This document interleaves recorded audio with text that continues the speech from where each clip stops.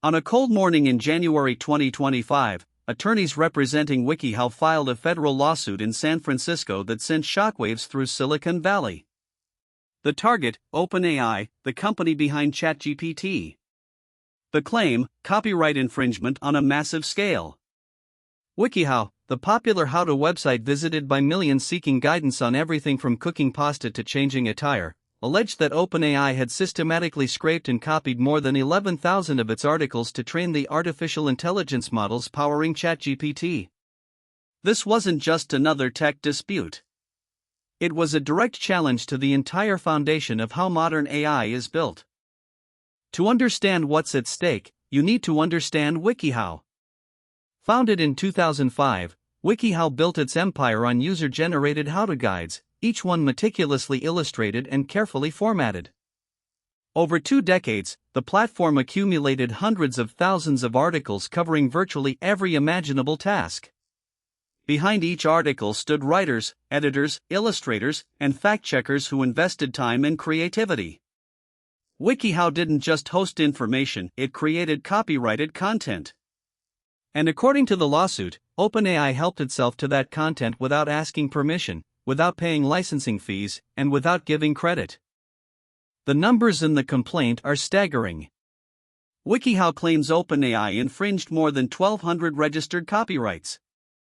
That's not 1,200 words or 1,200 paragraphs, it's 1,200 complete, registered works. The lawsuit alleges that OpenAI scraped over 11,000 WikiHow articles in total, feeding them into the training datasets that would become GPT-3, GPT-4, and the models that power ChatGPT. Each article represented hours of human labor, creative expression, and editorial judgment. WikiHow argues that OpenAI treated this copyrighted material as free raw material for a commercial product that now generates billions in revenue. How did WikiHow's content end up inside ChatGPT? The lawsuit describes a process called web scraping, automated bots crawling the internet, downloading content, and storing it in massive datasets. OpenAI didn't manually copy and paste 11,000 articles. Instead, its systems systematically harvested publicly accessible web pages, including WikiHow's. That scraped text became part of the training corpus fed into OpenAI's language models. The AI learned patterns, syntax, and knowledge by ingesting billions of words, including, WikiHow alleges, thousands upon thousands of its copyrighted how-to guides. The question the court must answer, was that copying legal? WikiHow's complaint goes beyond simple copying. It argues that ChatGPT has become a direct competitor. Think about it, if you want to know how to change a tire, you have 2 options now.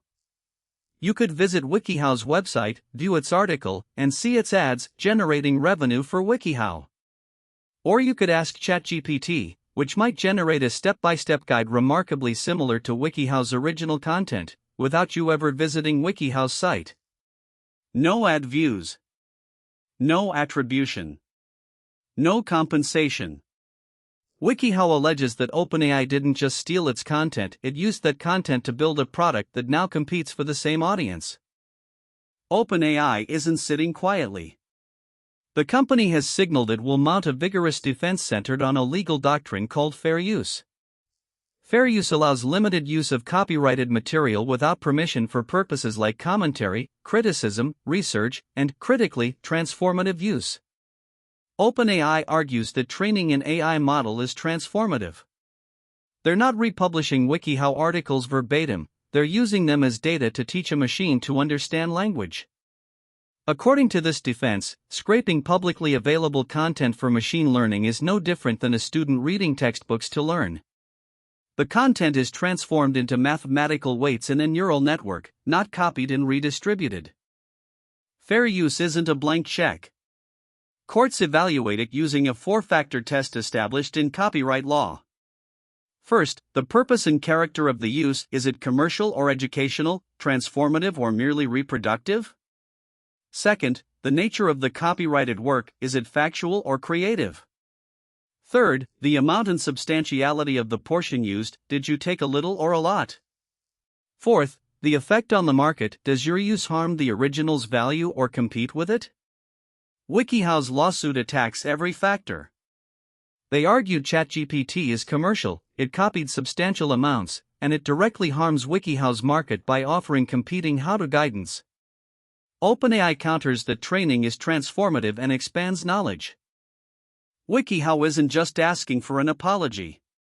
The lawsuit seeks substantial damages, both statutory damages for copyright infringement and actual damages representing lost revenue and market harm.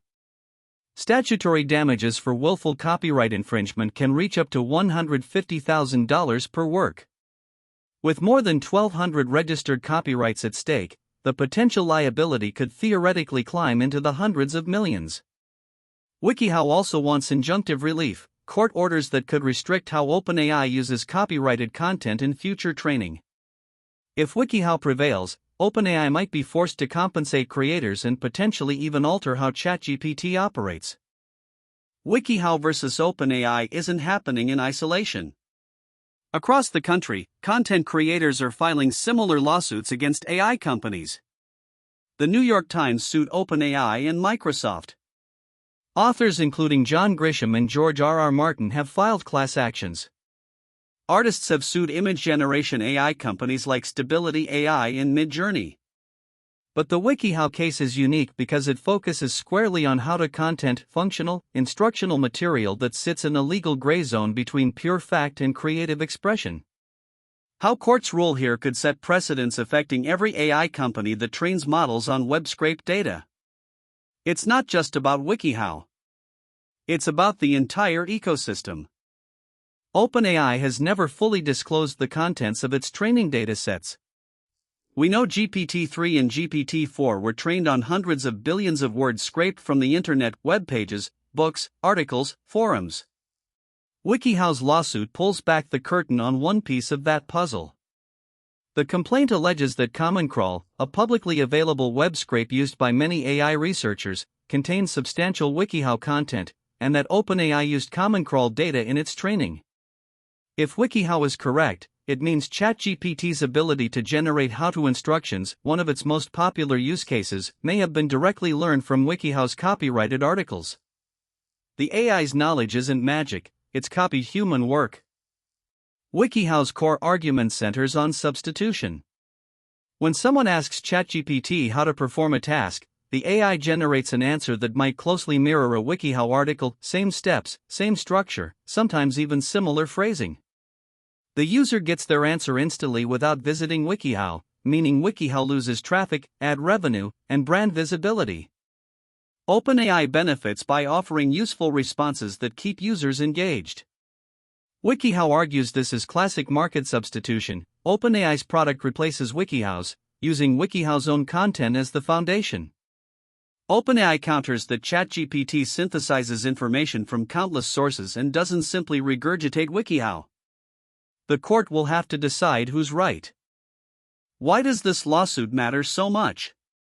Because there's no clear legal precedent for AI training and copyright. Courts have ruled on search engines indexing content, on thumbnail images in search results, on snippet displays, but never on feeding millions of copyrighted works into a neural network that learns to mimic their style and substance. The WikiHow case could establish whether scraping for AI training constitutes fair use or infringement. If WikiHow wins, every AI company may need to license training data, fundamentally changing the economics of AI development. If OpenAI wins, it could open the floodgates for even more aggressive data harvesting. Either outcome reshapes the industry. Interestingly, OpenAI has recently started signing licensing deals. The company reached agreements with publishers like the Associated Press, Axel Springer, and the Financial Times, paying for access to their content for training purposes. These deals suggest OpenAI recognizes some legal risk in using copyrighted material without permission. But WikiHow was never offered such a deal. The lawsuit alleges OpenAI simply took WikiHow's content, profited from it, and only started licensing after lawsuits began piling up. WikiHow argues this proves OpenAI knew it needed permission but chose to scrape first and negotiate later, if at all. The licensing deals could actually strengthen WikiHow's case by showing OpenAI acknowledges copyright holders' rights. If WikiHow wins, what happens to ChatGPT? The most dramatic outcome would be an injunction forcing OpenAI to stop using models trained on WikiHow content. That could mean retraining GPT models from scratch, excluding WikiHow articles, a process costing tens of millions of dollars and months of work. More likely, OpenAI would settle, paying damages and agreeing to license content going forward. ChatGPT itself might not disappear, but the cost of running it could skyrocket if OpenAI must pay licensing fees to every content creator whose work contributed to training. Users might not notice immediate changes, but behind the scenes, the economics of AI would fundamentally shift. Beyond ChatGPT and WikiHow, this lawsuit represents a broader struggle. Can human creators maintain control and compensation for their work in the age of AI? For decades, content creators have battled search engines, social platforms, and aggregators over fair use and revenue sharing. AI represents a new frontier.